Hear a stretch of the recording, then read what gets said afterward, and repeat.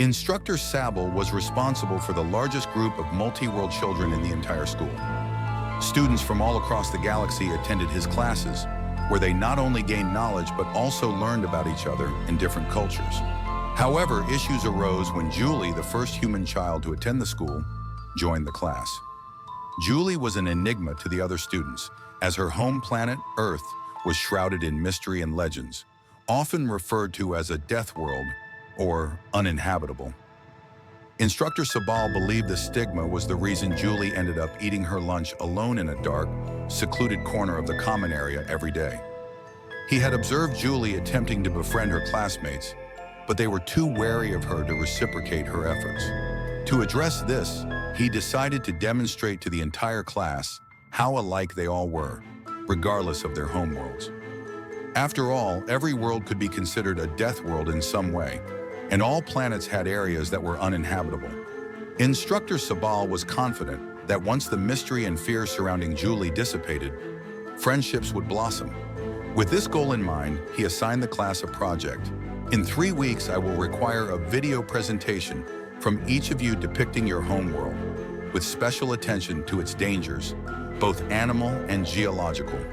He informed the students that those from the same homeworld could collaborate on their presentations, but emphasized the importance of putting forth a worthy effort, as this assignment would account for 40% of their final grade.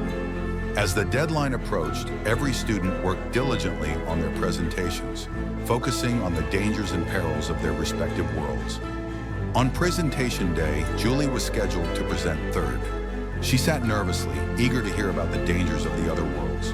The first group presented a world called Barry, detailing the lethal threats posed by a creature they referred to as the Four.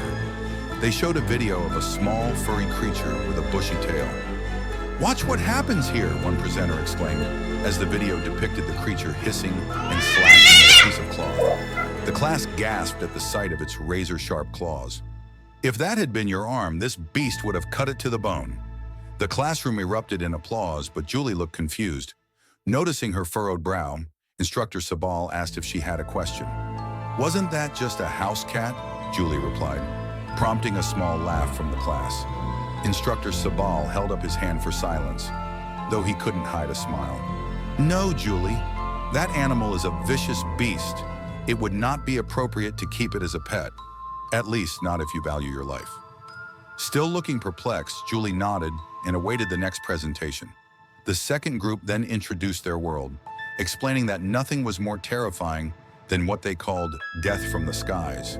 They described how a creature could descend from above, inciting panic among the populace. The video showed a brightly colored flying creature with a curved beak, and the class gasped as it crushed a hard seed with its powerful jaws. "What if that had been a finger?" one student exclaimed. Julie raised her hand and said, "But that looks just like a parakeet." Silence fell over the classroom, followed by murmurs of disbelief. Instructor Sabal was concerned that his plan was backfiring.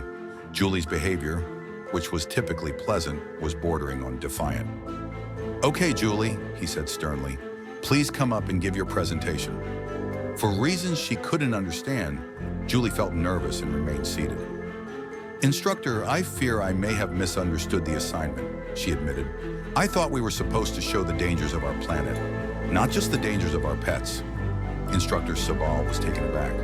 "Pets?" he echoed incredulously. "That feathered merchant of death could never be a pet." Julie looked crushed and mumbled something under her breath. "What did you just say?" he demanded.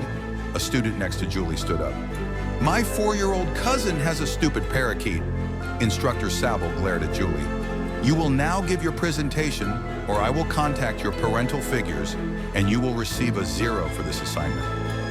With great reluctance, Julie walked to the front of the class, acutely aware that every eye was on her, and none were friendly. She felt as if she were committing social suicide.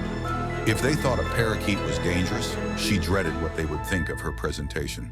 "My presentation is about the dangers we can face on my homeworld, Earth," she began. A video of a blue marble of a planet appeared, slowly rotating. "In the north of my continent, we are faced with animals that fear no creature," she continued, as an image of a small, squat beast appeared on the monitor.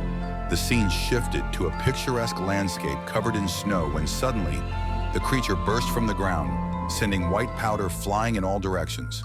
The entire class screamed in alarm, and Julie paused the video, the word Wolverine frozen on the screen, superimposed over the creature's snarling face. "What is that?" one student asked, pointing a shaky hand at the monitor. "It's a Wolverine," Julie replied glumly. "They are nasty animals that—" The student interrupted. "What is all that white stuff?" Confused, Julie stared back at the screen. "What? The snow?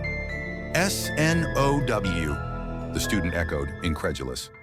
"Snow is rain that freezes before it hits the ground," Julie explained. A gasp escaped from the student. "Your rain freezes in the air? Like outside, not in a laboratory?" Julie shrugged. "Yeah, for about 25 to 40% of the year, depending on where you are." Silence filled the room. "Anyway," she continued, unpausing the presentation, "you can see that a wolverine is so fierce it will attack predators much larger than itself."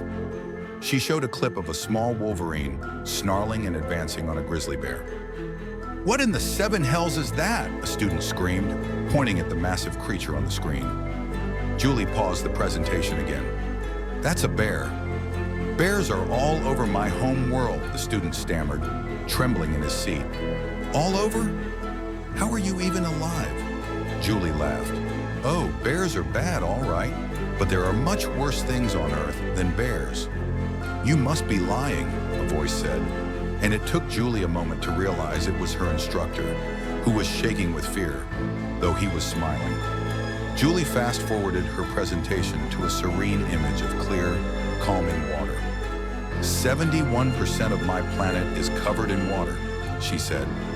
"In that water there are many creatures like fish, crabs, seahorses, squid, and the like." As she spoke, images of each animal flashed on the screen. "We even have what we call seals," she said, glancing at Duat, an alien classmate who resembled an anthropomorphic seal. Duat smiled widely as he watched the seals play and leap in the water. "We also have sharks," Julie added, and suddenly a gigantic great white shark appeared on screen, chasing down and biting into a seal, creating a rush of red-stained water as fleshy chunks sank beneath the surface.